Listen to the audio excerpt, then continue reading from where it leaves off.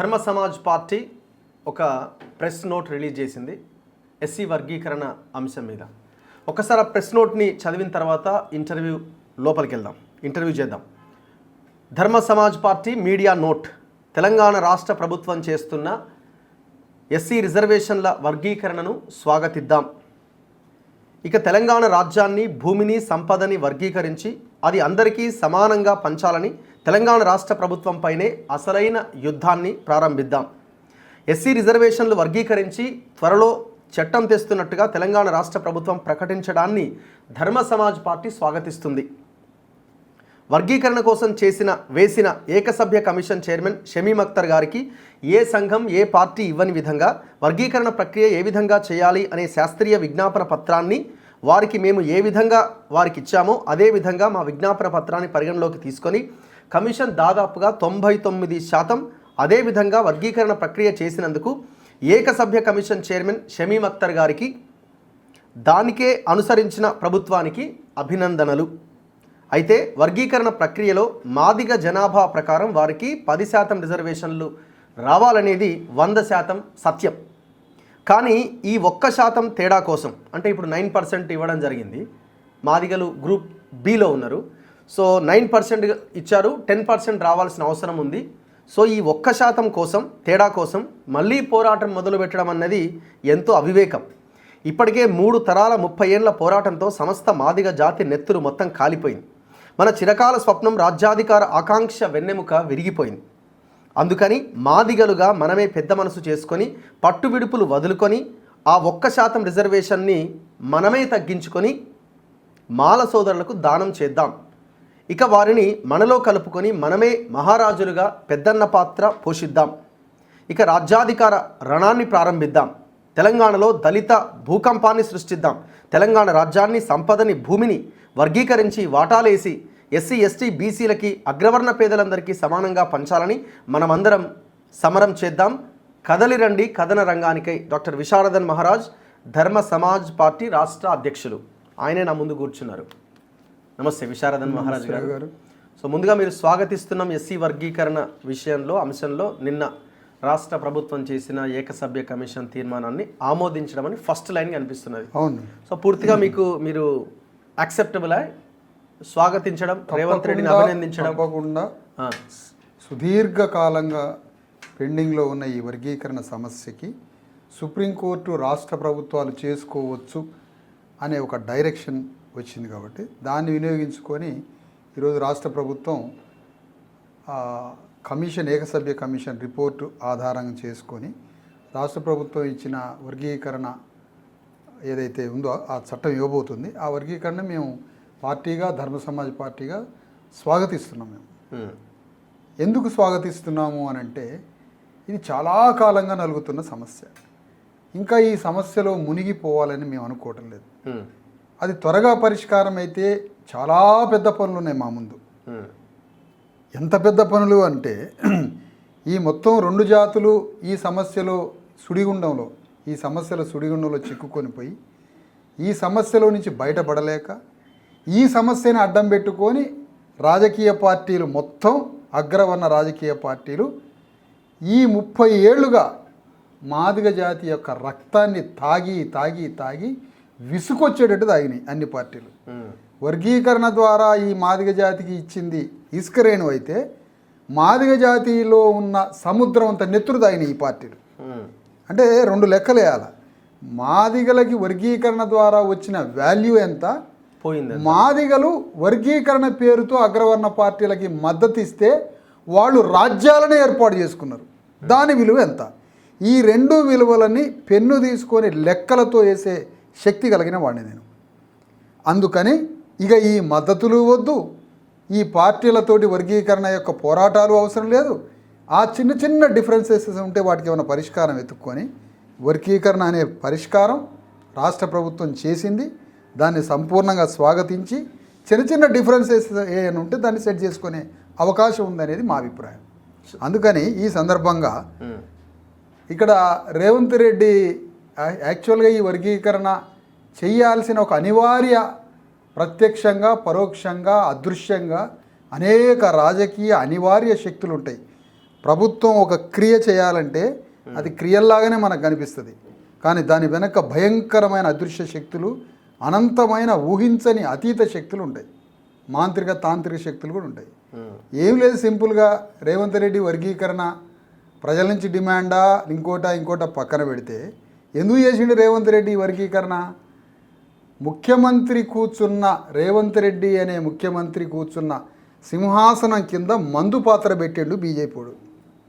రేవంత్ రెడ్డిని తన రాజ్యాన్ని ముక్కలు చెక్కలు చేసి ఏ ముక్కకు ఆ ముక్క విసిరి పారేయడానికి రేవంత్ రెడ్డి కుర్చీ కింద మందు పాత్ర పెట్టాడు బీజేపీ పార్టీ.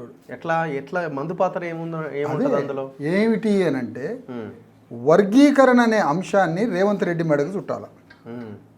రేవంత్ రెడ్డి ఉన్నటువంటి ఏఐసిసి కాంగ్రెస్ పార్టీలో వర్గీకరణ చేయాలని పైనుంచి కింది దాకా ఎవ్వరికీ సాధ్యం చేయాలనే ఆకాంక్ష లేదు. అది ఖర్గే కావచ్చు, పార్టీలో ఉన్నటువంటి పై అధిష్టాన నాయకత్వం దగ్గర నుంచి ఇక్కడ ఉన్నటువంటి వివేక్ వరకు, బట్టి వరకు వీళ్ళందరూ కలిసి వర్గీకరణని 100% ఆపాలని నిర్ణయం ఉన్నది. రెండోది, వర్గీకరణ అనే అంశాన్ని ముట్టుకుంటే మొత్తం ఆల్ ఇండియా కాంగ్రెస్ పార్టీకే తీవ్ర నష్టం వివిధ రాష్ట్రాల్లో. అసలు అది టచ్ చేయొద్దు, ఆల్రెడీ తెలంగాణ అనే అంశాన్ని టచ్ చేసే కొంప మునిగింది. మరి అలాంటిది కాంగ్రెస్ పార్టీకి శ్వాస లాంటి, ప్రాణవాయువు లాంటి దళిత ఓటు బ్యాంకు టచ్ చేస్తే వర్గీకరణ పేరుతో అది కాంగ్రెస్ పార్టీకి పెను ప్రమాదం. కాబట్టి రేవంత్ రెడ్డి పొరపాటును కూడా వర్గీకరణ చేయడు, అతన్ని ఇరుకున పెట్టి ఊపిరాడకుండా సంపాలి అతన్ని అని ఆయన ముఖ్యమంత్రి సింహాసనం కింద మందు పాత్ర పెట్టాడు బీజేపీడు. ఇక మనోడు రేవంత్ రెడ్డి రాడార్ టెక్నాలజీ కదా, ఇతను అప్డేటెడ్ వర్షన్ కదా, ఈ కుర్చీ కింద వర్గీకరణ మందు పాత్ర పెట్టిండు అనేది పట్టుకున్నాడు. గ్రహించి టకా 6 నెలల టైం తీసుకొని వర్గీకరణ ఏకసభ్య కమిషన్ వేసుకున్నాడు. చేయాల్సిన ప్రాసెస్లోకి పోయిండు, ఆ వర్గీకరణ అంశాన్ని చేసి తన ఖాతాలో వేసుకున్నాడు. ఇప్పుడు ఆయన ఖాతాలో పడ్డట్టేనా రేవంత్ రెడ్డి ఖాతా? దాదాపుగా పడ్డట్టే. ఎట్లా అంటే ఓకే, స్ట్రగుల్ జరిగినది, పెద్ద పోరాటం జరిగింది, అదంతా కాదన్నట్టు. కానీ మీన్వైల్ సుప్రీంకోర్టు డైరెక్షన్ ఇచ్చిన తర్వాత, సూచన ఇచ్చిన తర్వాత ఆ ప్రక్రియను చేసే దాంట్లో మాత్రం అతను ప్రియారిటీలో ఉన్నాడు. నేను అనేది అంతకుముందు నేపథ్యం 30 ఏళ్ళు జరుగుతున్నటువంటి ఒక నేపథ్య యుద్ధం గురించి నేను మాట్లాడలేదు. సుప్రీంకోర్టు డైరెక్షన్ ఇచ్చిన దగ్గర నుంచి వెనువెంటనే క్షణాల్లో అసెంబ్లీలో ప్రకటించిండు. అసెంబ్లీలో నేను ఆర్డినెన్స్ తెచ్చైనా ఏదో ఒక విధంగా నేను చేస్తానని ప్రకటన చేశాడు. ప్రకటన దగ్గర నుంచి నిన్న అసెంబ్లీలో వర్గీకరణ చేసి పెడతాం పలానా పర్సెంటేజ్ రూపంలో అని ప్రకటించేంతవరకు ఈ ప్రాసెస్లో మాత్రం 100% రేవంత్ రెడ్డి తన క్లెయిమ్ చేసుకోవడానికి మ్యాక్సిమం ప్రయత్నం చేసిండు, అందులో సక్సెస్ అయ్యాడు కూడా. అయితే ఇక్కడ బీజేపీ వేసినటువంటి పన్నాగంలో మాత్రం పడకుండా బయటపడి ఆ బాంబుని నిర్వీర్యం చేసి టీఆర్ఎస్ని ఢీకొనడంలో అద్భుతంగా కేసీఆర్ వేసి ఎత్తుగడలో నీ మీదకి వస్తా అంటే నువ్వు నిలబడు అనే లెవెల్లో ప్రతిదానికి కౌంటర్ కొడుతున్నాడు.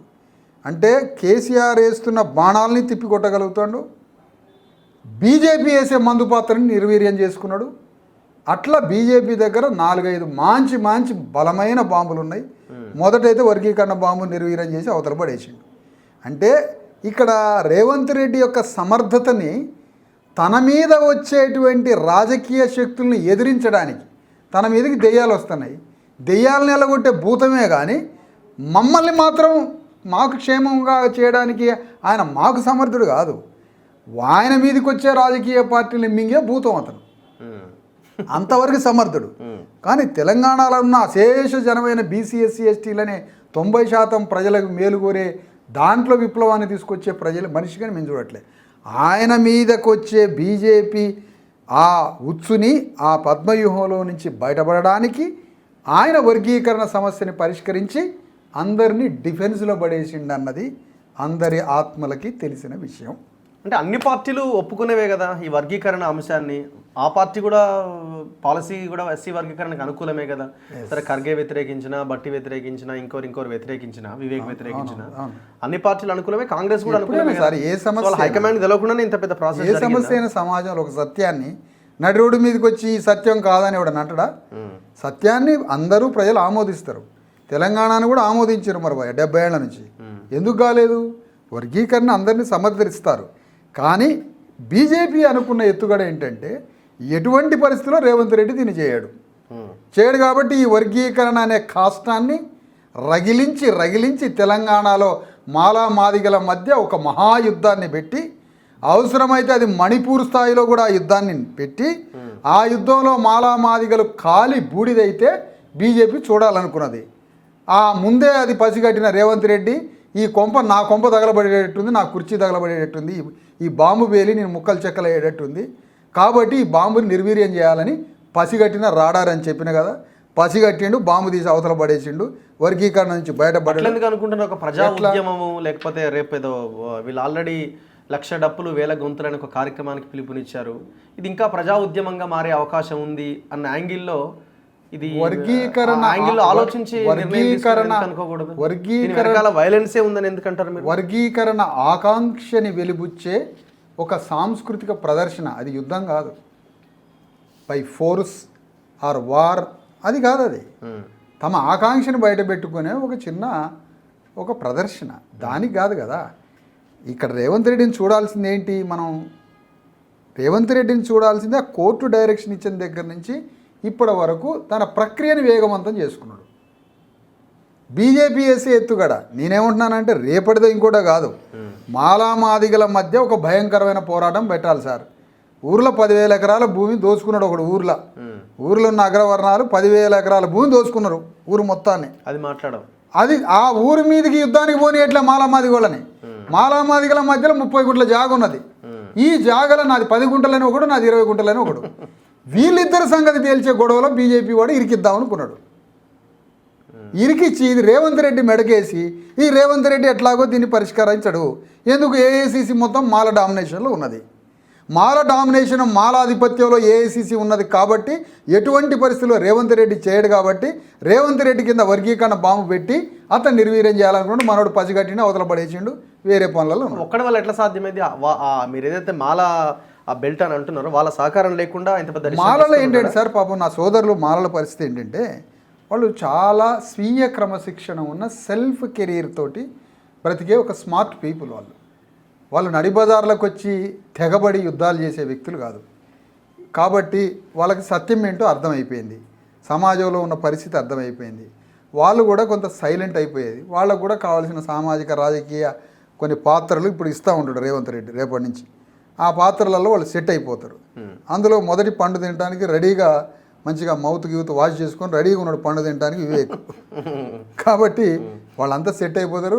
నిన్న వివేక్ గారు ఏమైనా అసెంబ్లీలో భారీ యుద్ధం ఏమైనా చేసిండా ఈ చట్టం మీద?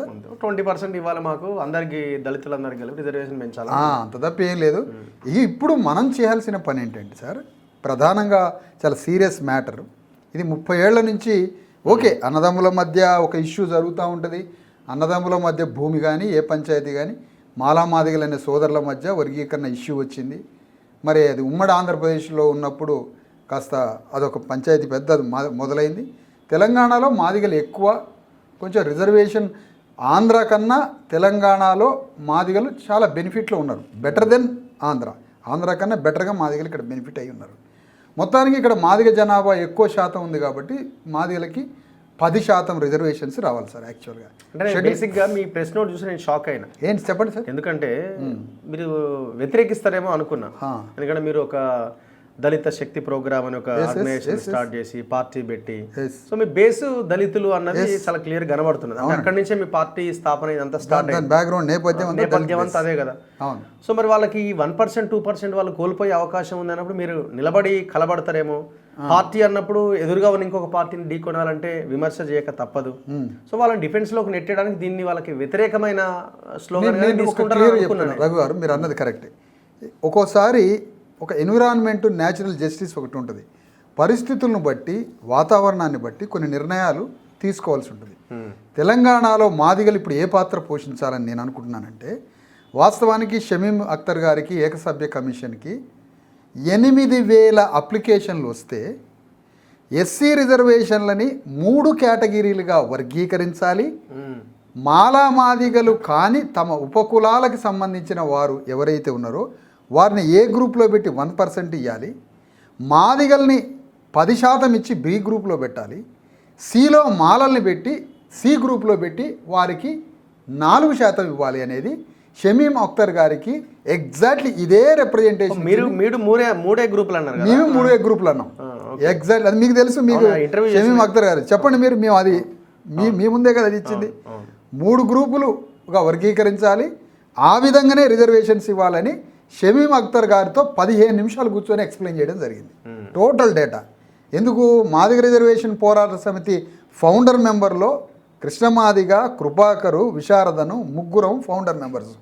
కాకపోతే నాకు అప్పుడు 18, కృష్ణమాదికి 28, 18, 28 అట్లా ముగ్గురం కలిసి ప్రారంభించినాం. కాబట్టి దానికి సంబంధించినటువంటి బేస్ నాకు తెలుసు, ఐడియా ఉంది. కాబట్టి దాని మీద షమీం అఖ్తర్ గారికి క్లియర్గా ఎక్స్ప్లెయిన్ చేశాను. ఆ ఎక్స్ప్లెయిన్ చేసినప్పుడు తనకు కావాల్సిన ఇన్పుట్స్ కావాలన్నాడు. ఆ ఇన్పుట్స్ సెకండ్ టైం రమ్మంటే సెకండ్ టైం కూడా ఇచ్చిన వారికి 2 సార్లు వారికి కావాల్సిన ఇన్పుట్స్ ఇవ్వడం జరిగింది.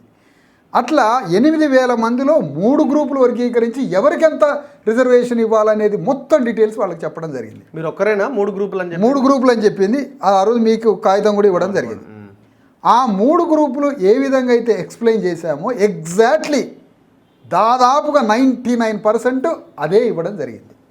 ఒక్కటే పర్సంటేజ్ మాత్రం మాదిగలకి 9 ఇచ్చి 1% తగ్గియడం జరిగింది.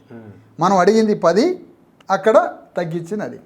అది ఎందుకు తగ్గియడం జరిగిందంటే అది షమీం గారిది కాదు, అది పొలిటికల్ ఎంట్రీ. అది రాజకీయ పాత్ర ద్వారా ఆ పర్సంటేజ్లు కొంచెం మారినాయి. అయితే మేము ఇక్కడ కోరేది ఏంటంటే 10% 10.25 రావాల్సింది రిజర్వేషన్ మాదిగలకి 10.25 మాత్రమే మాదిగలకి రావాలి మ్యాక్సిమం, ఆర్ 10.5 మాత్రమే. ఈ పబ్లిక్కి మాదిగ ప్రజలకి ఎంత జనసంఖ్య ఉన్నారో ఆ సంఖ్యకి 10.5 10.25 to 10.50 రావాలి, 10.5 రావాలి, లేదా 10.25 రావాలి. కానీ అక్కడ 9% వచ్చింది. ఇప్పుడు 1% దగ్గర ఆగింది సమస్య. ఇక్కడ మేమేమంటున్నామంటే 1% ఆగింది, కానీ 1% కోసం మళ్ళీ యుద్ధం చేద్దామా? 30 సంవత్సరాలు తగలబడిపోయినాం కదా, 30 సంవత్సరాలు మరణాలు జరిగినాయి కదా, కాలమంతా వర్గీకరణ రాజ్యం కోసం 1984లో కాన్షీరామ్ పార్టీ పెడితే 94లో అధికారం వచ్చింది. సరే 74లో సాంస్కృతిక ఉద్యమం DS4 మొదలుపెట్టిండు, 84లో పార్టీ పెట్టిండు, 94లో పవర్లోకి వచ్చిండు. కానీ వర్గీకరణ ఇక్కడ 30 ఏళ్ళు నలిగింది. ఇక్కడ అతిపెద్ద యుద్ధం తెలంగాణ, ఒక చిన్న బౌండరీలో తెలంగాణలో మనం ఉన్నాం. తెలంగాణలో అత్యధిక పాపులేషన్తో మనం ఉన్నాం. మాదిగలము, మిగతా BC SC STలు, మాలలం అందరం ఒకటై చిన్న పర్సెంటేజ్ ఉన్న రెడ్డి వెలమ భూస్వామ్య రాజకీయ వ్యవస్థని భూస్థాపితం చేసి మనం రాజ్యానికి వచ్చే అతిపెద్ద పోరాటం మన ముందు ఉన్నది కదా సార్. ఇంత పెద్ద పోరాటం మన ముందు ఉన్నప్పుడు 1% రిజర్వేషన్ కోసం మళ్ళొక 30 ఏళ్ళు యుద్ధం చేద్దామా?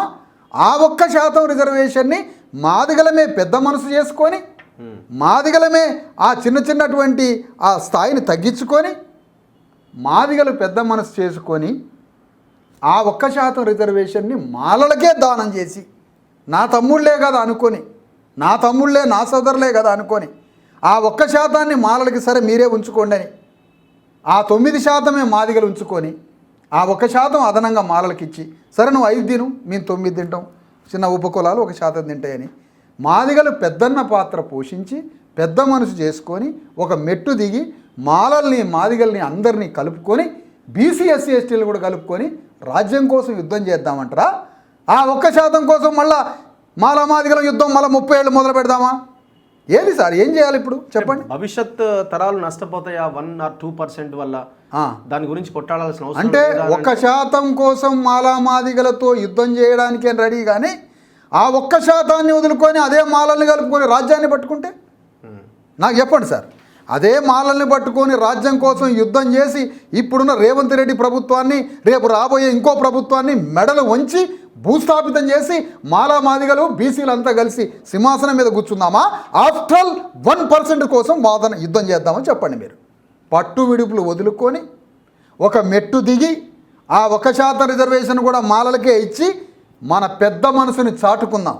ఈ సందర్భంగా కృష్ణమాది గారిని నేను విజ్ఞప్తి చేస్తున్నా మీ ద్వారా. బాయ్ సాబ్, పోరాడినావు బాగానే ఉంది, ఆ 1% నువ్వు మాలలకి వదిలేసాయి, 5% తినని, నువ్వే పెద్ద మనసు చేసుకో, వదిలేసాయి ఆ 1%. 9% దగ్గర మనం ఆగిపోదాం. మనం 9% తీసుకుందాం, ఆ 5% మాలలకు వదిలేద్దాం, 1% ఉపకులాలకు వదిలేద్దాం. ఆ ఉపకులాల్లో ఉన్న డిఫరెన్సెస్ని మళ్ళీ ఇప్పుడు మాట్లాడి ఆ మాలలకి 1% అదనంగా వచ్చిందని మాట్లాడి మాదిగలు జనసంఖ్య మీద ఉన్నారా, లేదా మాదిగలు బాగా వెనుకబడిపోయి ఉన్నదానికి ఇచ్చారా, లేకపోతే మాదిగల జనాభా ప్రకారం అని లేవనెత్తితే మరి ఇంకో ఆర్గ్యుమెంట్ కూడా వస్తుంది. అసలు మాదిగలు మీరు ఇద్దరు పక్కన పెట్టి వెనకబడిపోయింది మొత్తం ఉపకులాలు కాదు, తీసపోయి ఆ 15% వాళ్ళకి ఏమంటే ఎందుకు వచ్చిన గొడవలు ఈ చికాకులు? ఇప్పుడు స్టార్టింగ్లో SCCలో ఉన్న 2 వర్గాలు పంబాల ఆర్ మన్నే సంథింగ్ రెండు ఉపకులాలు, వాటిని గ్రూప్ ఏలో ఎట్లా పెడతారు, వాళ్ళని వెనకబడిన తరగతులు ఎట్లా గుర్తిస్తారు? అందులో ఎక్కువ మంది ఉద్యోగస్తులు ఉన్నారు, వాళ్ళు 1000 మంది ఉన్నా 100 మందికి పైగా ఉద్యోగస్తులు ఉన్నారు. ఇప్పుడు డక్కలి వాళ్ళు ఉన్నారు సార్ గ్రూప్లో, మొదటి గ్రూప్లో చూడండి. అంటే ఇప్పుడు వీళ్ళు ఎవరైతే ఎదిగిన వాళ్ళు ఉన్నారో ఆ ఎదగని వాళ్ళని వచ్చి వాళ్ళే తినేస్తారు రేపు. మళ్ళీ అక్కడ కూడా గొడవ స్టార్ట్ అవుతుంది, మళ్ళీ అక్కడ మా ఉద్యోగాలు పోయినాయి, మాకు నష్టం జరుగుతుంది, మళ్ళీ వాళ్ళే ఒక మూమెంట్ తీసుకొస్తారు. షమీమ్ అఖ్తర్ గారి దగ్గర ఏ కులము ఎంత బెనిఫిట్ అయింది, ఒక ఇంట్లో 4 ఉద్యోగాలు అని చెప్పడం కాదు కదా. ఒక పంబాల కులం ఎంత బెనిఫిట్ అయింది, బైండ్ల కులం ఎంత బెనిఫిట్ అయింది, వాళ్ళ పాపులేషన్ ఎంత, ఎక్కడ ఉన్నారు, ఎక్కడ నివసిస్తున్నారు, వాళ్ళ పాపులేషన్ ఎంత బెనిఫిట్ అయ్యారు, ఎంత బ్యాక్వర్డ్ ఉన్నారు, 70 ఏళ్ళ నుంచి ఉమ్మడి ఆంధ్రప్రదేశ్లో ఎట్లున్నారు, ఎవ్రీ రిపోర్టు షమీమ్ అఖ్తర్ గారి దగ్గర ఉంది. ఆ ఉన్నదాని ప్రకారమే ఆయన 3 గ్రూపులుగా విభజించాడు. విభజించి మాదిగల్ని 2వ గ్రూపులో పెట్టి దాదాపు 10% ఇవ్వడం జరిగింది మాకు తెలిసిన సమాచారం. కానీ అక్కడ పొలిటికల్ ఎంట్రీ తోటి ఒక ప్రాబ్లం అయింది. అంటే అదొకటే పొలిటికల్ ఎంట్రీతో అటు ఇటు అయిందా? కొన్ని కూడా ఇష్యూస్ జరగవచ్చు, కులాలని కొన్ని ఇష్యూస్ జరగదు. కానీ ఏ కమిషన్ ద్వారా ఏది జరిగినా ఈ దేశంలో రిజర్వేషన్స్కి సంబంధించి ఏది జరిగినా కూడా ఆ రిజర్వేషన్స్ అన్నీ కూడా 100కి 100% 100కి 100% జరగవు సార్.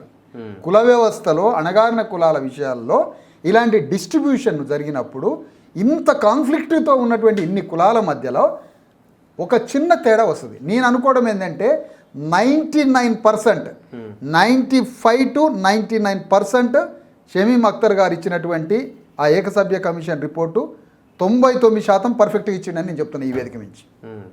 ఇప్పుడు ఆ 1-2% కోసం మళ్ళీ కులాలతో యుద్ధం చేస్తే ఇగో మాలలు 1% అదనంగా ఎట్లా తింటారు అని ఇప్పుడు మాలల మీద యుద్ధం మొదలుపెట్టి, లేదంటే ఇంకో గ్రూప్లోకి పోయి దాని యుద్ధం మొదలు పెడితే మన ముందున్నటువంటి భవిష్యత్ కార్యక్రమం ఏంటి? తెలంగాణలో భూమి సంగతి ఏంటి?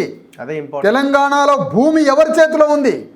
భారతదేశంలో ఏ భూస్వాముల చేతిలో లేని ఒక భూమి 1500 సంవత్సరాలుగా, ఆ తర్వాత నిజాం నవాబు వాళ్ళ చేతులకు భూమి వెళ్ళిపోయి అక్కడి నుంచి మళ్ళీ అదే భూమిని కాంగ్రెస్ పార్టీలో చేరి ఆ భూమిని కాపాడుకొని ఆ భూమి నుంచి 2000 సంవత్సరం నుంచి వీళ్ళు క్యాపిటలిస్టులుగా మారి దానితోటి రాజకీయాలు చేసుకుంటూ ఇక్కడున్న ప్రజల గొంతు కోయట్లేదా? కోట్లాది మంది ప్రజలు.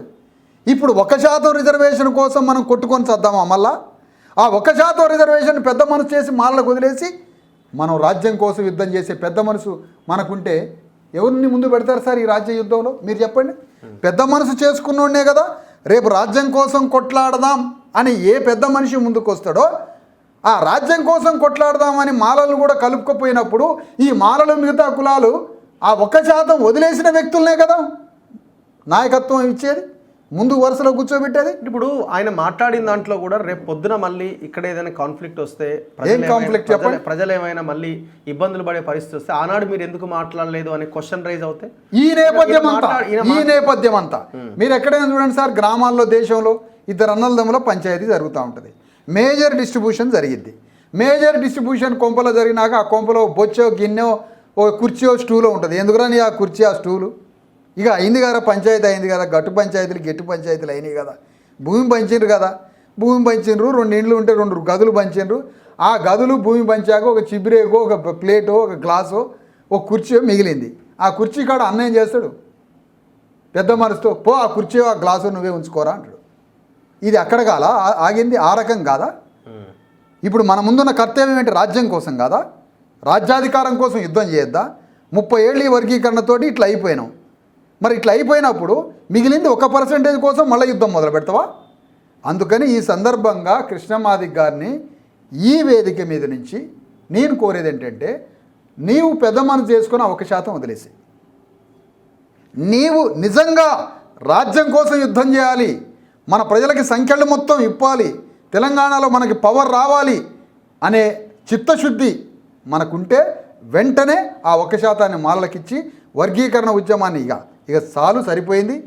మనం ఎవరిని అభినందించడం అవసరం లేదు. రాజ్యాలని ఎవరు బాధలు వాళ్ళకు ఉన్నాయి. ఇప్పుడు చెప్పాను కదా, రేవంత్ రెడ్డి కుర్చీ కింద ఆయన మందుపాత్ర బీజేపీ వర్గీకరణ అనే మందుపాత్ర పెట్టబట్టి వామ్మ ఇది నా మెడకాడ చుట్టుకుంటుందో, ఇది నా మెడకు చుట్టుకొని ఇది ఈ 3 ఏళ్ళు నాకు నిప్పు పెట్టి నన్ను తగిలి బూడిద పెడతారు, అందుకనే అని ఆయన వర్గీకరణ చేయడం జరిగింది. అది ఏ రూపంలో వేడి జరిగిద్దో ఆయనకు తెలుసు, మీకు తెలుసు, నాకు తెలుసు, అందరికీ తెలుసు. అది దాంట్లో నుంచి బయటపడ్డాడు. మనం షమీమున అఖ్తర్ జడ్జి గారు ఎవరైతే ఉన్నారో వారిని అభినందిద్దాం. మనం వారిని అభినందించి మిమ్మల్ని అంటారేమో రేవంత్ రెడ్డికి అనుకూలంగా మాట్లాడుతున్నాడు విశారదను. రేవంత్ రెడ్డికి అనుకూలంగా మొత్తం కానివ్వండి నా మాటలు. ఇప్పుడు ఈ వర్గీకరణ ఏదైతే ఉందో ఈ వర్గీకరణ క్లాసిఫికేషను షమీం అఖ్తర్ గారు అనేటువంటి ఒక ఫెయిర్ జడ్జి ద్వారా ఇచ్చిన రిపోర్ట్. అందులో చిన్న ఒక్కొక్క పాయింట్ ఏదైనా తేడా ఉంటే పాలిటిక్స్ ఎంటర్ అయితే అది ఓకే. 99% అది క్లియర్గా ఉంది.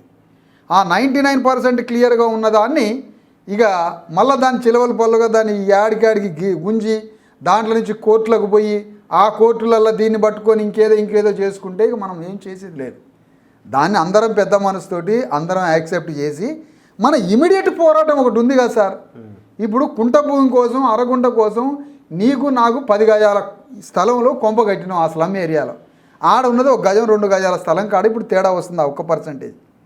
ఇప్పుడు నేను మొన్నటిదాకా వర్గీకరణ పోరాటానికి సానుకూలంగా నేనున్నాను. వర్గీకరణ పోరాటంలో ప్రారంభ సన్నివేశం నుంచి నేనున్నాను కదా సార్. అప్పుడు ఈ మాట అనలే కదా. ఇప్పుడు నేనేముంటున్నా 1% కాడనే కదా మనం మాలలకు వదిలేద్దామంటున్నా. ఓకే, పెద్ద మనసు చేసుకుందాం, అసలు రాజ్యం కోసం యుద్ధం చేద్దాం తెలంగాణలో. అది మన ముందున్నటువంటి అసలైన ప్రధానమైన. మీరు కలిసి పోరాటం చేయడానికి భవిష్యత్ కార్యాచరణ రూపొందించడానికి మీరు రెడీ ఉన్నారా? 100% వాళ్ళతో కలిసి కూర్చొని వర్గీకరణ అంశాన్ని ఇక్కడితో వదిలేసి ఇక రాజ్యం కోసం పోరాడటానికి తెలంగాణ బీసీ ఎస్సీ ఎస్టీ రాజ్యాధికార సాధన జేఏసీ అని ఒక వేదికను నిర్మిస్తున్నాం. ప్రాసెస్ ఆల్రెడీ వేదికనే రూపాన్ని మీకు తెలుసు ఆ విషయం. దానికి అందరినీ ఆహ్వానిస్తున్నాము. అందరినీ కలుపుకొని పోయి రాజ్యాన్ని పట్టుకునే బ్రాడ్ సెన్స్లో ఉన్నాం సార్. నా ఒక్కడితో నీ ఒక్కడితో రాజ్యం రాదు. మన ముందు చాలా విషయాలు ఉన్నాయి. మనం తమిళనాడు తరహాలో 70% రిజర్వేషన్లు సాధించుకోవాలి తెలంగాణలో. అలాంటి సాధించుకునేటువంటి ఇంత పెద్ద రిజర్వేషన్ల పోరాటం ఏదైతే ఉందో ఆ రిజర్వేషన్ల పోరాటం మన ముందున్నది. భూ పోరాటం మన ముందున్నది. సంపద డిస్ట్రిబ్యూట్ చేసుకోవాలా, ప్రైవేటైజేషన్లో రిజర్వేషన్స్ తెచ్చుకోవాలి. మనకి తెలంగాణలో సాధించుకోవాల్సిన ఉమ్మడిగా సాధించుకోవాల్సిన చాలా చాలా హక్కులు ఉన్నాయి మనకి. మరి ఆ పోరాటం ద్వారా ఎన్ని కోట్ల మంది బతుకుతారు సార్? ఒక్క మాట అడుగుతున్నా. అది ఎంత మీరు చెప్పండి. తెలంగాణలో లక్షల ఎకరాల భూమి ఉన్నది. మరి ఆ భూ పోరాటం చేసి అది సాధిస్తే అది ఎంత బెనిఫిట్ అయింది? ఇప్పుడు ఆ పోరాటం వైపు ఈ వర్గీకరణ వల్ల ఆగిపోయినాం కదా. ఇక మిగిలింది 1% కదా. అందుకని ఈ వర్గీకరణ అంశాన్ని ఇక్కడితో ఆపి దానికోసం పోరాడి పట్టు విడుపుల్ని ఆపి పెద్ద మనసు చేసుకున్న వాడే పెద్ద హీరో. అంతే. ఇది నేను ఈ సందర్భంగా ఇక్కడి నుంచి అప్పీల్ చేస్తాను. సో ఇప్పుడు అల్టిమేట్గా పొలిటికల్ గెయిన్ ఎవరికి వచ్చిందన్నది ఇక్కడ డిస్కషన్ జరుగుతున్నది. చెప్పండి. రేవంత్ రెడ్డి వర్గీకరణకి ఆమోదం తెలిపిండు అంటే ఆ తీర్మానాన్ని అసెంబ్లీలో పాస్ చేసిండు కాబట్టి చేయబోతున్నాడు కాబట్టి ఇక దళితులంతా రేవంత్ రెడ్డి పక్షాలని నిలబడే అవకాశం ఉందా? ఒక మాట సార్, ఇక్కడ రేవంత్ రెడ్డికి వచ్చే ప్రమాదాన్ని నివారించుకున్నాడు కానీ రేవంత్ రెడ్డికి వర్గీకరణ అనే సమస్య అనే ప్రమాదం నుంచి బయటపడ్డాడు. లాభం సంగతి కాదు ఇక్కడ. లాభం ఎంత వచ్చింది ఆయనకు అన్నది నేను మాట్లాడట్లే. సరే, వర్గీకరణ ప్రాసెస్ ప్రక్రియని వేగవంతం చేయడంలో క్లెయిమ్ చేసుకున్నాడు. సుప్రీంకోర్టు డైరెక్షన్ వచ్చిన తర్వాత టకటక అక్కడ అసెంబ్లీలో ప్రకటన చేసిండు, కమిషన్ వేసిండు. ఆ కమిషన్తో తొందర రిజల్ట్ తెచ్చుకున్నాడు. ఆ వర్గీకరణ ప్రక్రియని వేగవంతం చేసి కమిషన్ రిపోర్టు తెచ్చుకొని దానికి రేపు చట్టం ఇవ్వబోతున్నాడు. ఆ ప్రక్రియను వేగవంతం చేయడంలో క్లెయిమ్ చేసుకున్నాడు. కానీ దళిత ఓటు బ్యాంకుని లేకపోతే దళితులందరినీ మాదిగల్ని తన ఖాతాలో వేసుకున్నాడు అన్న దాంట్లో నేను చెప్పట్లే. బీజేపీ పెట్టిన బాంబు బ్లాస్టింగ్ ఒకటి ఉన్నది కదా, ఛత్రపతి సినిమాలో కుర్చీ కింద పెట్టినట్టుగా ఇక్కడ ఆ వర్గీకరణని రేవంత్ రెడ్డి మెడకి చుట్టి ఈ ఎట్లాగో కాంగ్రెస్ పార్టీ చేయదు కాబట్టి రేవంత్ రెడ్డిని ఈ వర్గీకరణ అంశంతో ఊపిరి తీయాలనుకున్నాడు. ఆ ప్రమాదం నుంచి బయటపడాడు అంటున్నారు రేవంత్ రెడ్డి. అంతవరకే లాభం. సరే, కాంగ్రెస్ పార్టీలో ఏళ్ళుగా పోరాటం చేస్తున్న దానికి ఒక ఎండ్ కార్డు ఇచ్చినప్పుడు దానికి ఫలితం ఉంటది కదా. ఒక మాట సార్, అదే నేను అంటున్నా. కాంగ్రెస్ పార్టీకి ఆల్రెడీ మాదిగ ఓటు బ్యాంక్ ఉన్నది కదా సార్, ఆ మాదిగ ఓటు బ్యాంక్ కంటిన్యూ అవుతుంది. ఆల్రెడీ కాంగ్రెస్ పార్టీకి ఉన్న మాదిగ ఓటు బ్యాంకుతో పాటుగా కొంత పర్సెంటేజ్ సింపతి ఉంటుంది ఇంకా బయట నుంచి కూడా. దాదాపు మరి మాదిగల కోసం పోరాడినటువంటి, వర్గీకరణ కోసం పోరాడిన అనేక వేదికలు, అనేక శక్తులు ఉన్నాయి కదా సార్, అనేక మంది. వాళ్ళు కూడా క్లెయిమ్ తప్పకుండా మొరాలిటీ వస్తుంది, కానీ అది వాళ్ళకి ఓటు బ్యాంక్ కాదు కదా, వాళ్ళ పార్టీలు కావు కదా. కానీ వాళ్ళకి నైతికమైనటువంటి సమాజంలో తప్పకుండా వాళ్ళకి పేరు ఉంటుంది. వర్గీకరణ కోసం ఛాంపియన్గా ఎవరు పోరాడినరో వాళ్ళకి అనివార్యంగా తప్పని పరిస్థితుల్లో వాళ్ళకి మంచి మొరాలిటీ మాత్రం వస్తుంది. వాళ్ళకి కూడా ఉంటుంది కేంద్రంలో ఉన్న బీజేపీకి, కేంద్రం ఎంతో కొంత ఉండదా? కేంద్రంలో బీజేపీకి దీనికి సంబంధం ఏంటి సార్? సరే, సుప్రీంకోర్టు డైరెక్షన్ ఇచ్చినా కూడా మోదీ, అసలు సుప్రీంకోర్టు డైరెక్షన్ ఏంటి అది?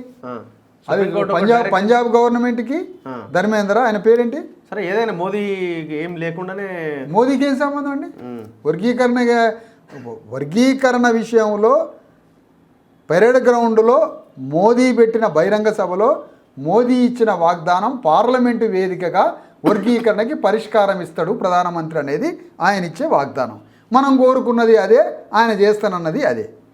సుప్రీంకోర్టులో వచ్చిన జడ్జిమెంట్కి మోడీకి ఏంటో సంబంధం మీరు చెప్పాలి. సుప్రీంకోర్టులో వాళ్ళు ప్రభుత్వం తరపు నుంచి అనుకూలంగా వ్యవహరించారు. ఏం వ్యవహారం ఏంటి ఆ కథ? అఫిడవిట్ వేసినారు. ఏమి అఫిడేవిట్లు, కాగితాలు ఆడ నల్లకోట వేసుకొని రఘునందన్ నిలబడితే అయిపోద్దా అండి? అది కాదు కదా. ఆడ వర్గీకరణ వచ్చేసరికి రఘునందన్ గారు నల్లకోట వేసుకొని సుప్రీంకోర్టు కొడుకొచ్చిండు. వాటి వల్ల కాదు కదా, అది కాదు, అదేం సంబంధం లేదు. కాకపోతే ఏది ఏమైనా అది నేషనల్లో సుప్రీంకోర్టు ఇచ్చిన జడ్జిమెంట్ పక్కన పెడితే ఈ రాష్ట్రంలో వర్గీకరణ కోసం పోరాడినటువంటి పోరాటం ఏదైతే ఉందో, సరే అది ఎన్ని రాజకీయ పార్టీలు వర్గీకరణను అడ్డం పెట్టుకొని మాదిగల నెత్తుర్ని ఎంత దాగినా, వర్గీకరణ అడ్డం పెట్టుకొని అనేక పార్టీలు మాదిగల్ని మూగ బాలిక మీద అత్యాచారం లాగా మాదిగల మీద పడి అగ్రవర్ణ పార్టీలు ఎంత భయంకరంగా ఓట్లని దోచుకున్నారో అది వర్ణనాతీతం. జస్ట్ మద్దతిస్తానే ఒకడు దోచుకుంటాడు, పేపర్ ప్రకటన ఇచ్చినా అని ఒకడు ఓట్లు అడుగుతాడు, మీ గురించి అసెంబ్లీలో మాట్లాడిన కదా అని మాదిగల ఓట్లు అడుగుతాడు, మీ గురించి ఢిల్లీ పోయిన కదా అని ఒకడు మాట్లాడతాడు. కానీ నేను ఒకటే అడుగుతున్నా రఘు గారు, వర్గీకరణ అనేటువంటి అంశం ఒక రాజకీయ పార్టీకి, మనం ఒక రాజకీయ పార్టీ వర్గీకరణ కోసం అసెంబ్లీలో ప్రకటించినా, పార్లమెంట్లో ప్రకటించినా, పేపర్ ప్రకటించినా, రోడ్డు మీద ప్రకటించినా, నైతిక మద్దతు ఉందని ఒక పార్టీ అన్నా, రేపు వర్గీకరణ జీవో చేసిన చట్టం వచ్చినా దానివల్ల వచ్చే లాభం ఒక ఇసుక రేణువే. కానీ మాదిగల ఓట్లు 30 సంవత్సరాల నుంచి అనేక రాజకీయ పార్టీలకేసి వాళ్ళని రాజ్య సింహాసనం మీద కూర్చోబెట్టిన శక్తి సముద్రం. నా పాయింట్ని చదువుకున్న కార్యకర్తలు, చదువుకున్న విద్యార్థులు, మాదిగల్లో ఉండేటువంటి ప్రజాస్వామ్యవాదులు, బయట ఉన్న అర్థం చేసుకోవాల్సింది ఏంటంటే, వర్గీకరణ అనే అంశానికి ఒక ఆయన పేపర్లో ప్రకటిస్తాడట వర్గీకరణ అనుకూలం అని, ఆయనకు మద్దతు మాదిగల్ది. ఇంకొక ఆయన వర్గీకరణ గురించి అసెంబ్లీలో మాట్లాడినగా ఆయనకు పార్లమెంట్లో మద్దతు. ఇంకొక ఆయన అసెంబ్లీలో మాట్లాడితే మద్దతు, పార్లమెంట్లో మాట్లాడితే మద్దతు, పేపర్లో ప్రకటిస్తే మద్దతు, ధర్నాకు వస్తే మద్దతు. ఏ ఒక్క చిన్న కదలిక జరిగినా ఏకంగా షరతులు లేని మద్దతు. నేనేమంటానంటే రఘు గారు, ఒక రాజ్యాంగపరంగా ఒక హక్కు, ఒక పాలకుడు, ఒక రాజ్యం, ఒక రాజు, ఒక పౌరుడికి న్యాయంగా రాజ్యాంగబద్ధంగా నీ హక్కులు ఇచ్చే అర్హత ఉన్నప్పుడు నువ్వు యుద్ధం చేయాల్సిందే, నువ్వు సహాయం చేయాల్సిన అవసరం లేదు. సహాయం దేనికి చేయాలి? యుద్ధంతో నీ హక్కులను సంపాదించుకోవాలి. అది మార్క్సిస్ట్ విప్లవ నేపథ్య స్ఫూర్తి ఉన్నా, అంబేద్కర్ సామాజిక విప్లవ స్ఫూర్తి ఉన్నా, రాజ్యాల మీద యుద్ధమే చేయాలి తప్ప సహాయాలు చేయడానికి వీల్లేదు. ఒకవేళ సహాయం చేసినా ఆ సహాయం ఎంత క్వాంటిటీ అయి ఉండాలి? ఆ సహాయము వర్గీకరణ ద్వారా వాళ్ళు ప్రకటించిన ప్రకటనలు కావచ్చు, జీవోలు కావచ్చు, మద్దతులు కావచ్చు, నైతిక మద్దతులు కావచ్చు, పేపర్లో ప్రకటించడం కావచ్చు, వాటికి మనం ఇచ్చిన శక్తి ఓట్లతోటి పార్లమెంట్ సభ్యులందరినీ గెలిపించడం. పార్లమెంట్ సభ్యులను గెలిపించడం అంటే ఏంటి? కేంద్రంలో ఒక భారత ప్రభుత్వం ఏర్పడటానికి ఒక 10 పార్లమెంట్లు కావాలి అదనంగా, లోక్సభలు. ఆ 10లో వాళ్ళు ఓడిపోవడానికి అక్కడక్కడ 50,000 30,000 ఓట్లు తగ్గుతున్నాయి, 1,00,000 ఓట్లు తగ్గుతున్నాయి. ఇప్పుడు మాదిగల ఓట్లు వేస్తారు, 10 మంది పార్లమెంట్లో అదనంగా గెలుస్తారు. 10 మంది పార్లమెంట్ సభ్యులు అదనంగా గెలిస్తే భారత ప్రభుత్వం ఏర్పడుతుంది. అంటే మాదిగలు ఇచ్చిన శక్తి ఎంత ఇప్పుడు భారత ప్రభుత్వం ఏర్పడడానికి? సముద్రం అంత శక్తి. మరి వాళ్ళు వర్గీకరణ ద్వారా ఇచ్చింది ఎంత మాదిగలకి? ఒక అణువు అంత. ఇప్పటికైనా ఆ 1% వదులుకొని మాదిగలను కలిసి బీసీ ఎస్సీ ఎస్టీలను కలిసి వీళ్ళు ఎంతసారి రెడ్లు వెలవలు ఎంత అంటన వీళ్ళు ఉఫ్ అంటే ఎగిరిపోయేటువంటి పర్సంటేజ్ వాళ్ళు. ఈ 30 ఏళ్ళు చేసిన యుద్ధ శక్తులు, బీసీలు తమ హక్కుల కోసం పోరాడిన ఆ యుద్ధాలు, ఈ యుద్ధాలన్నీ కలిపి రాజ్యం కోసం కొట్లాడదాం. ఒక పక్కన మన హక్కుల గురించి కూడా కొట్లాడదాం. నేను అందుకనే కృష్ణమాదిగ గారిని మరొకసారి అంటున్నా, నీ స్ట్రగులు, నీ పోరాటాన్ని చరిత్ర మర్చిపోదు. నీ క్రెడిబిలిటీ నీకు ఉంటుంది, మోరల్ క్రెడిబిలిటీ. ఎన్నో పొరపాట్లు జరగవచ్చు. నువ్వే చెప్పిన అనేక సార్లు ఆ పార్టీ నన్ను మోసం చేసింది, ఈ పార్టీ నన్ను మోసం చేసిందని. ప్రతి ఎన్నికల్లో పార్టీలు నన్ను మోసం చేసిందని చెప్పాడు. ఇప్పుడు చిన్న చిన్న పొరపాట్లు జరిగినాయి. కానీ ఈ పొరపాట్లన్నీ పటాపంచలు కావాలంటే నువ్వు పెద్ద మనసు చేసుకొని ఆ పర్సంటేజ్ మాలలకి అదనంగా పోయిందన్న పర్సంటేజ్ వదిలేసి ఇప్పుడు మాదిగలతో రాజ్యం కోసం యుద్ధం చేసే పోరాటానికి రా. నీకు మంచి క్రెడిబిలిటీ ఉంటుంది, నీకు మంచి ప్రజల నుంచి మంచి అద్భుతమైనటువంటి గౌరవం ఉంటుంది. అందుకని ఇదన్నీ బంద్ చేసి రాజ్యం కోసం పోరాడే క్రమంలో అడుగుతున్నాం కృష్ణమాదిగ గారిని. ఒకవేళ అట్నుంచి స్పందన వచ్చినా లేకపోయినా యుద్ధానికి మేము సిద్ధమవుతున్నాం. ఇక మా యుద్ధం. మీరే లీడ్ తీసుకోండి అని మీరు ఏమైనా చెప్పగలుగుతారా? తప్పకుండా చెప్పగలుగుతాం. ఇప్పుడు చెప్పినాం కదా, మేము ఒకవేళ అందరికి శక్తులు వస్తే అందరినీ కలుపుకొని పోరాటం చేస్తాం. ఎవరు రాకపోయినా నా పోరాటం మీరు చూస్తూనే ఉన్నారు. రాజ్యాంగం పట్టుకొని నేను చేసిన పోరాటం మీ అందరికీ తెలిసిన విషయం. ఆ పోరాటము, ఆ యుద్ధము ఇక ఆగేది కాదు. ఇక నేను చెప్తున్నాను కదా, వర్గీకరణ సమస్య పరిష్కారమైంది. నాలాంటి వాడి యుద్ధం తెలంగాణ రాజ్యాన్ని పరిపాలిస్తున్న రేవంత్ రెడ్డికి ధర్మ సమాజ్ పార్టీ నాయకుడైన విశారదానికి మధ్య యుద్ధం మొదలు కాబోతుంది. చూడండి ఎట్లా. రాజ్యం కోసం జరిగే యుద్ధం. బీసీ ఎస్సీ ఎస్టీలని అందరినీ పోగేసి, బీసీ ఎస్సీ ఎస్టీలని, దళితుల్ని, ఎస్సీ ఎస్టీలని, మొత్తం సమస్త ప్రజల్ని బయలుదేరి రాజ్యం కోసం జరిగే పోరాటంలో అగ్రవర్ణ ప్రభుత్వానికి ప్రతినిధి ఎవరు ఈ రాజ్యంలో? రేవంత్ రెడ్డి గవర్నమెంట్. రేవంత్ రెడ్డి గవర్నమెంట్ మీద అణగారిన వర్గాల 90% ప్రజల తరఫున యుద్ధానికి సిద్ధం కాబోతారు. కానీ ఇవన్నీ సోషల్ సామాజిక కోణంలో ఆలోచించే బీసీ కులగణన లేదు, ఎస్సీ వర్గీకరణ, ఇవన్నీ అంశాలని పరిష్కరించుకుంటూ ముందుకెళ్తున్నాను అనిపిస్తలేదా మీకు? ఈ పరిష్కారం మీరు యుద్ధం చేయడానికి అవకాశం పరిష్కారం అనేది భూమి ఇది భూ పోరాటం ఇదేమన్నా?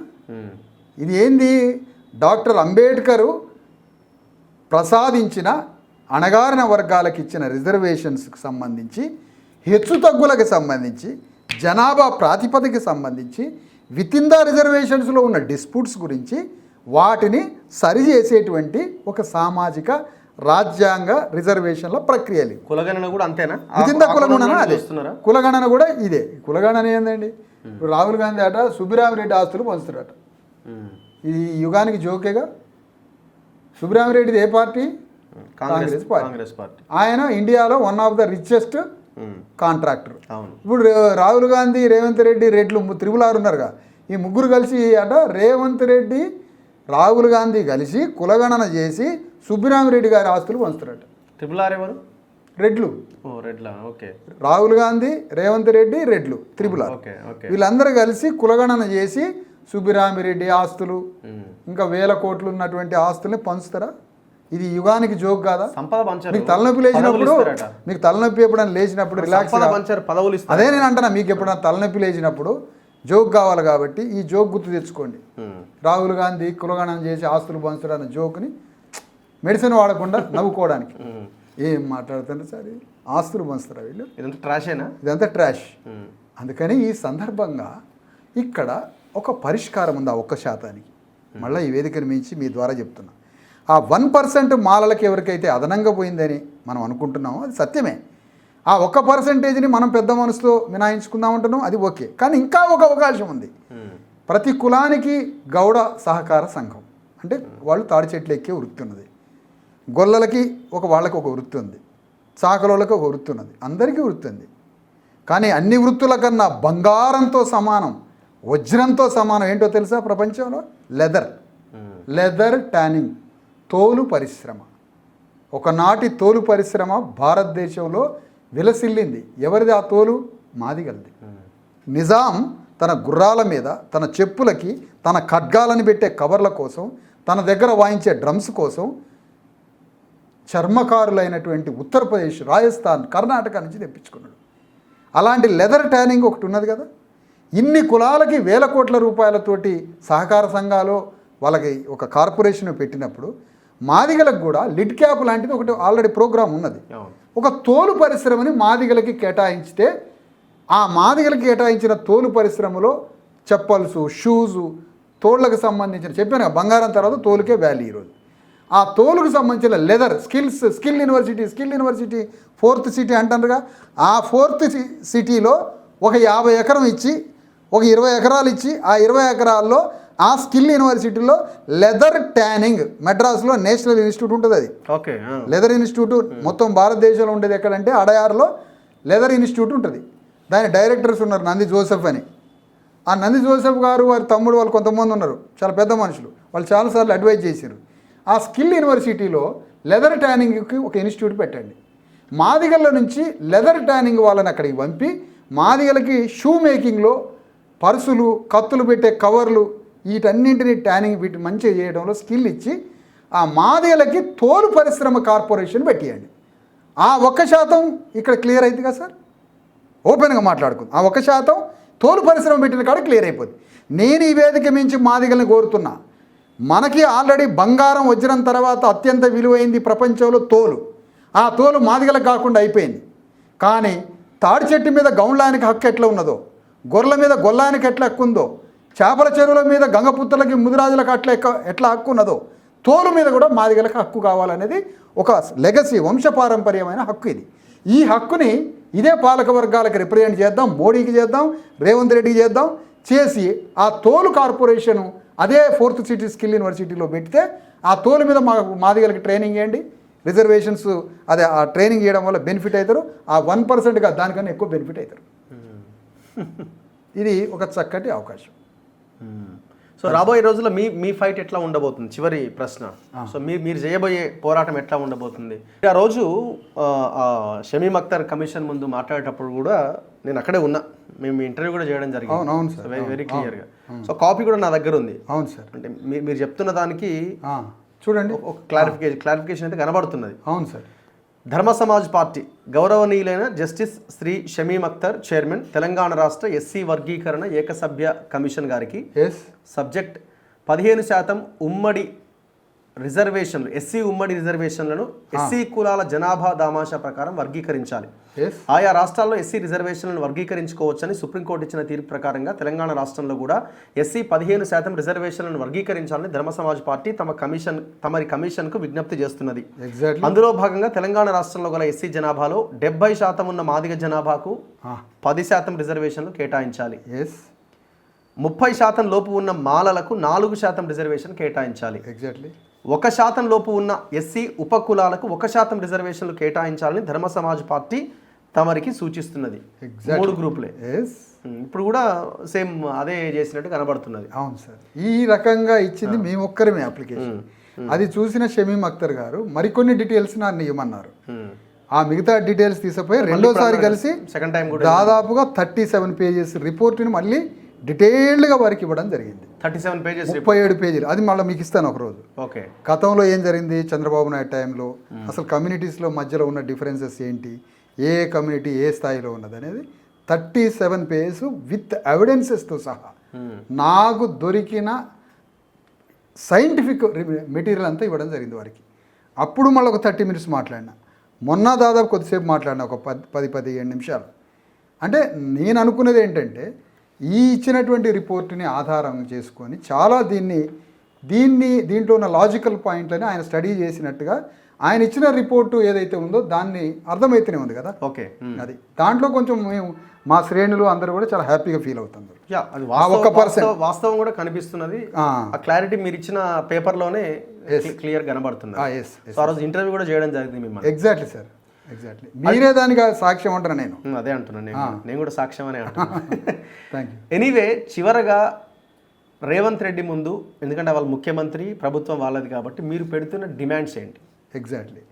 ఇప్పుడు అసలు Conclude చేద్దాం. Yes sir. ఇప్పుడు రేవంత్ రెడ్డి ముందు వాస్తవానికి okay, Revanth Reddy very powerful వ్యక్తి. ఎట్లా అనుకున్నామంటే రేవంత్ రెడ్డి కేసీఆర్ని ఢీ కొనడంలో అద్భుతంగా ఆయన శక్తిని వాడుతున్నాడు, బీజేపీని ఢీ కొనడంలో అద్భుతంగా శక్తిని వాడుతున్నాడు. ఆయనకున్న అతీతమైన శక్తులతోటి బీసీఎస్సీ ఎస్టీని బాగు చేయడానికి శక్తి లేదు, కానీ వాళ్ళని ఢీ కొనడానికి కూడా అద్భుతమైన పవర్ఫుల్ వెపనే ఇది. సంతోషం, అంత బాగానే ఉంది. ఇక ప్రధానంగా రేవంత్ రెడ్డి తెలంగాణలో ఉన్న పేద మధ్యతరగతి ప్రజలైన 3 కోట్ల మంది బీసీఎస్సీ ఎస్టీల ఆర్థిక సామాజిక జీవితాల్లో అణువంత విప్లవాత్మకమైన మార్పు తీసుకురాలేదు, తీసుకొస్తాడన్న నమ్మకం కూడా మాకు లేదు. ఎందుకు అంటే రేవంత్ రెడ్డి ఒక రెడ్డి క్యాపిటలిస్ట్ల గ్రూప్స్ నుంచి వచ్చినటువంటి ఒక ఆర్టిఫిషియల్ ఇంటెలిజెన్స్ లాగా ఏఐ సీఎం. ఆయన కృత్రిమ సీఎం, ఆయన కృత్రిమ సీఎం. ప్రజల గుండెల్లో నుంచి ఉద్యమ నిర్మాణంగా ప్రజల మౌలిక మార్పును తెచ్చే విప్లవ నాయకుడు కాదు, కృత్రిమ సీఎం. ఈ కృత్రిమ సీఎం ఎవరు అని అంటే రెడ్డి క్యాపిటలిస్ట్ల గర్భం నుంచి పుట్టిన వ్యక్తి ఇతను. కాబట్టి ఇతను చేసే పనులన్నీ వాళ్ళకే చేయాలా? ఏమైనా బీసీఎస్సీ ఎస్టీల ఎమోషనల్ సబ్జెక్ట్స్ ఉంటాయి, ఇలాంటి బీసీఎస్సీ ఎస్టీల సబ్జెక్ట్స్, లేదంటే విగ్రహాలు, లేకపోతే ఆయా మహనీయుల పేర్ల మీద జరిగే కార్యక్రమాలు అటెండ్ చేస్తే మా వాళ్ళంతా సపోర్ట్లు కొట్టి తృప్తి పడుతూ ఉంటారు. ఇది కాదు. తెలంగాణలో భూమిని పంచాలి. తెలంగాణలో రేపు పెట్టబోయే బడ్జెట్లో 30% కొద్ది రోజుల్లో బడ్జెట్ పెట్టబోతున్నాడు రేవంత్ రెడ్డి. ఆ బడ్జెట్లో తెలంగాణలో భూమిని పంచే స్కీమ్ అందులో ఉండాలి ఖచ్చితంగా. ఆ భూమిని పంచే స్కీమ్ ఆ బడ్జెట్లో ఉండాలి. తెలంగాణలో విద్యకి 30% నిధులు కేటాయించాలి. వితౌట్ టీచర్స్ శాలరీస్ కాకుండా, ఎస్టాబ్లిష్మెంట్ ఛార్జీలు కాకుండా, విద్యా వ్యవస్థకి ఖర్చు అయ్యేటువంటి ఎంప్లాయీస్ జీతాలు కాని బడ్జెట్ 30% పెట్టాలి. ఆ 30% పెడితే అంటే ఒక స్టార్టింగ్ ఎల్కేజీ నుంచి ఫస్ట్ క్లాస్ నుంచి పీజీ వరకు విద్యార్థులు మొత్తం విత్ భోజనంతో సహా అద్భుతంగా చదువుకొని నిపుణులుగా మారే అవకాశం ఉంటుంది. ఫ్రీ ఎడ్యుకేషన్, హై క్వాలిటీతో ఫ్రీ ఎడ్యుకేషన్. ఇది మేము విద్యకి 30% నిధులు కేటాయించాలని రేపు యుద్ధం మొదలు పెట్టబోతున్నాం బడ్జెట్కు ముందే. మరొక 30% టోటల్ హాస్పిటల్స్కి ఖర్చు పెట్టాలి. ఆయన శంకుస్థాపనలు చేసిండు కేసీఆర్ గారు. ఆయన ఈ రేవంత్ రెడ్డి గారు కూడా శంకుస్థాపనలు. ఉస్మానియా హాస్పిటల్ ఎట్లుంటుందో ఒక డీటీపీ ఆయనకి చెప్తారు, ఒక ఫోటోషాప్ ఆయనకి. ఆ ఫోటోషాప్ ఆయన చెప్పగానే ఆయన ఇంద్రభవనం తయారు చేస్తారు రంగురంగులతో. కింద ఉస్మానియా హాస్పిటల్ అని కడితే మావాడు నిజమే అనుకుంటాడు, అది ఆడుందని. అది నిజం అనుకుంటారు.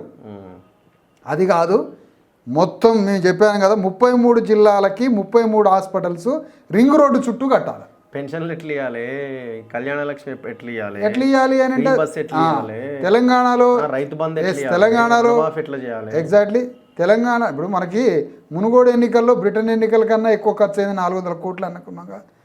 మరి 400 కోట్లు ఖర్చు పెట్టినటువంటి స్థాయిలో ఉన్నటువంటి వీళ్ళ దగ్గర ఏ ట్యాక్స్ రుసులు చేస్తారో, ఎట్లా రికవరీ చేస్తారో చేస్తే వీళ్ళకి ఆ డబ్బులన్నీ వస్తాయి. సలహా కావాలంటే మమ్మల్ని అడిగితే చెప్తాం ఎట్లా డబ్బులు రావాలి గవర్నమెంట్కి. విద్యకి 30%, వైద్యానికి 30%, ఉపాధికి 30% కేటాయించాలి. అన్ని దేశాలకు పోయి దావోస్ పర్యటనలు చేసి ఆడికి పోయి ఈడికి పోయి ఇగో పెట్టుబడిదారు ఉద్యోగాలు వస్తున్నాయి, ఇగో పెట్టుబడులు వస్తున్నాయి అంటే ఈ మధ్య మావాడు ఒక లెక్క చేసిండు. ఈ 7-8 మంది ముఖ్యమంత్రులు దావోసులు పోయి రావటం, పెట్టుబడులు వస్తున్నాయి, ఇన్ని ఉద్యోగాలు వస్తున్నాయని లెక్క చేస్తే 4 కోట్ల ఉద్యోగాలు ఇచ్చినాయి. వీళ్ళు ప్రకటించిన ఉద్యోగాలు లెక్క చేస్తే తెలంగాణ జనాభా కన్నా ఎక్కువ వచ్చిన ఉద్యోగాలు అంటున్నా. ఇది సంగతి. అందుకని మేము అడిగేది రేపటి బడ్జెట్లో 30% ఉపాధికి బడ్జెట్ కేటాయించండి, ఎడ్యుకేషన్ కేటాయించండి, వైద్యానికి కేటాయించండి, భూమిని పంచండి అనే డిమాండ్ రేవంత్ రెడ్డి గవర్నమెంట్ మీద పెడుతున్నాము. నెక్స్ట్ బీసీఎస్సీ ఎస్టీలకి 70% మరి రిజర్వేషన్స్ తమిళనాడులాగా పెంచాలని కోరుతున్నాము.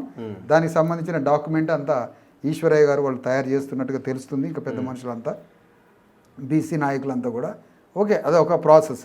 అది జరిగినా జరగకపోయినా పోరాటాలు మాత్రం దీని మీద తప్పకుండా జరుగుతాయి.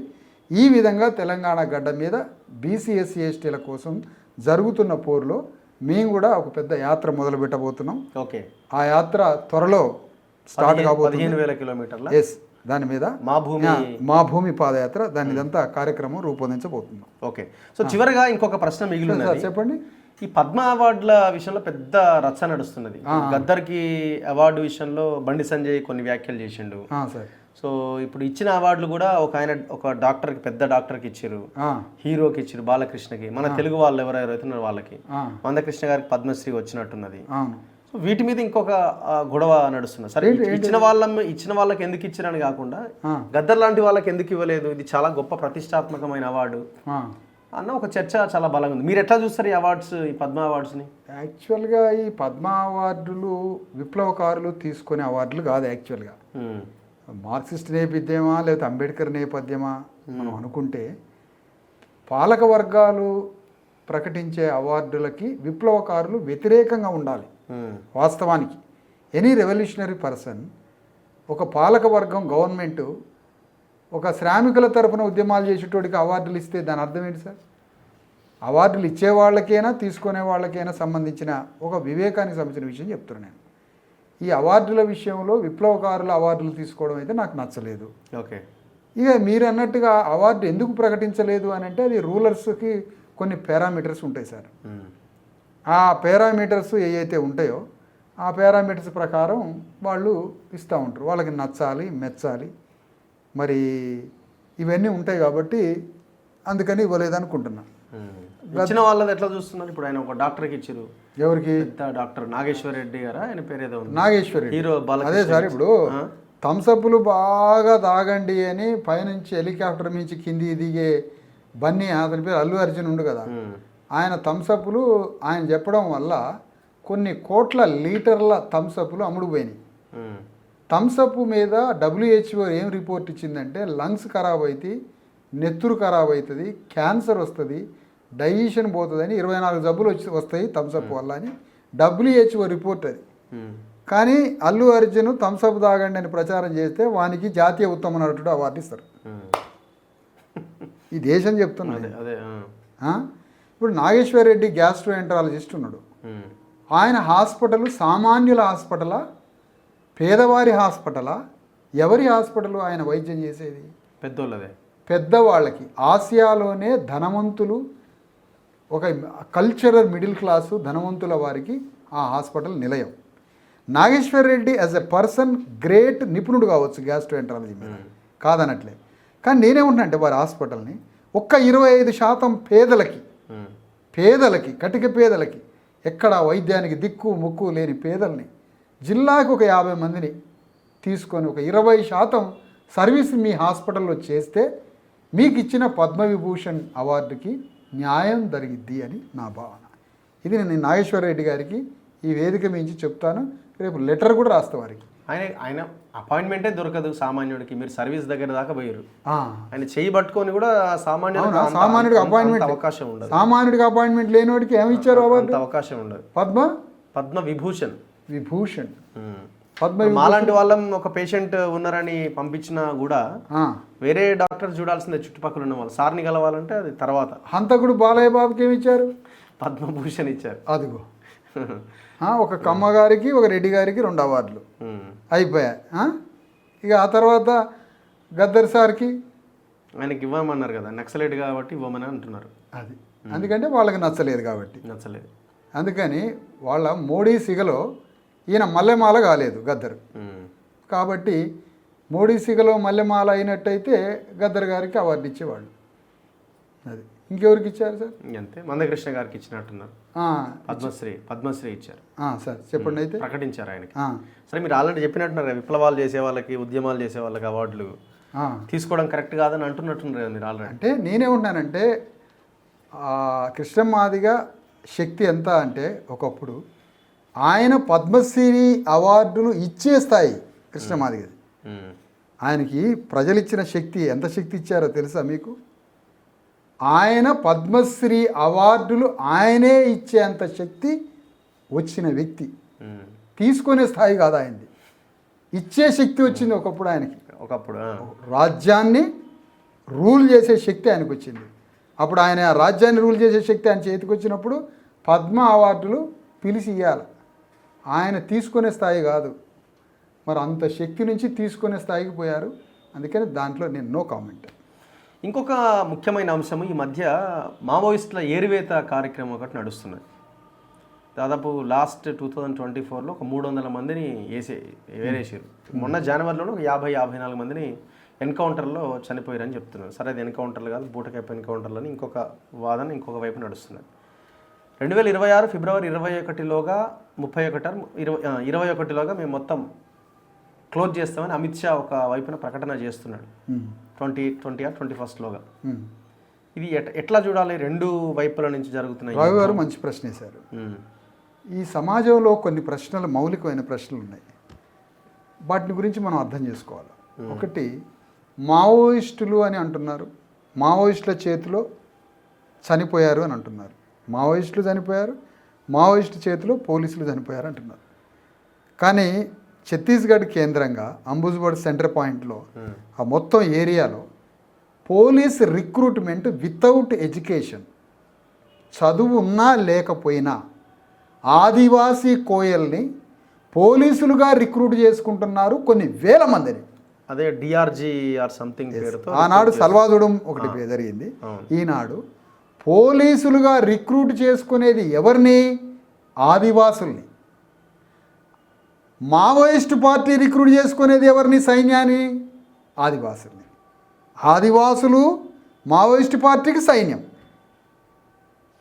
ప్రభుత్వం రిక్రూట్ చేసుకునే పోలీసులు ఎవరు? ఆదివాసులు. ఒకే ఇంట్లో ఒకే తల్లి బిడ్డలు, అన్న మావోయిస్టు పార్టీలో, తమ్ముడు అన్నను చంపే పోలీసు గుంపులు. ఇద్దరూ చనిపోయేది ఆదివాసులే. ఇద్దరూ చనిపోయేది ఆదివాసులే. అన్ని రాజకీయ పార్టీలు తలలు బగలగొట్టుకుంటే చనిపోయే అన్నదమ్ములంతా బీసీ ఎస్సీ ఎస్టీలే. కౌరవుల పాండవులు 2000 సంవత్సరాల క్రితం మహాభారత యుద్ధం జరిగినప్పుడు ఆ ఇద్దరి యుద్ధంలో నలిగిపోయి చనిపోయిందంతా దేశ మూలవాసులే. మావోయిస్టు పార్టీ రిక్రూట్మెంట్ చేసుకున్నది ఆదివాసులే మొత్తం. మావోయిస్టు పార్టీని ఏరివేయడానికి పోలీస్ రిక్రూట్మెంట్ మొత్తం కూడా ఆ పోలీసుల్ని ఆ ఛత్తీస్గఢ్ అడవి ప్రాంతంలో మొత్తం చదువున్నా లేకపోయినా 5వ తరగతి చదువుకున్న వేల మంది ఆదివాసులనే పోలీసులుగా రిక్రూట్ చేసుకుంటున్నారు.